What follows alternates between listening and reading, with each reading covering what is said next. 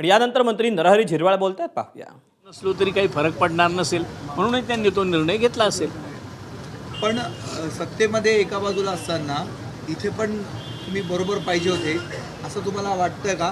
आणि राज्यामध्ये सत्ता पाहिजे होती त्यावेळेस तुम्ही पाहिजे होते, महापालिकांमध्ये नाही, तुमची गरज आम्हाला नाही. राज्यात तर आपण आहोतच, आम्ही एकत्र आहोतच, पण आता ज्या नगरपंचायती नगर परिषदेला झाल्या त्याचा आपणही साक्षीदार आहोत ना.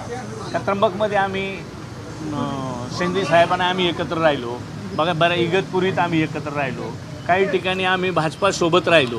म्हणजे एकमेकाच्या वेगवेगळ्या सिच्युएशनला फक्त निवडून येण्याचं स्किल जिथं असेल तिथं मागं पुढं आम्ही करायचा प्रयत्न केला. तिथं आम्हाला जागा कमी मिळाल्या का जास्त मिळाल्या हा काही विषय आम्ही कुठे चर्चेला घेतला नव्हता. इगतपुरी आणि त्र्यंबकेश्वरचा त्यांना पराभव जिव्हारी लागला असं वाटत नाही का? कारण तुम्ही दोघं जण होते, त्यांचा पराभव केला दोन्ही ठिकाणी. आता जास्त तसं जिव्हारी लागण्याची चर्चा आहे. असं काही म्हणता येणार नाही, कारण ती शेवटी खेळीमेळीची कार्यकर्त्यांची निवडणूक आहे.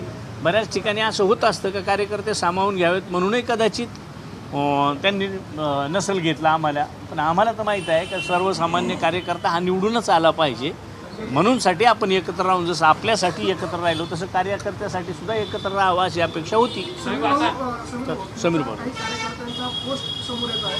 त्या पोस्टमध्ये तुमचे राष्ट्रवादीचे कार्यकर्ते असं म्हणतात केसांनी गळा कापला. खरंच केसांनी गळा कापला आहे का तुझा? एबीपी माझा, उघडा डोळे बघा नीट.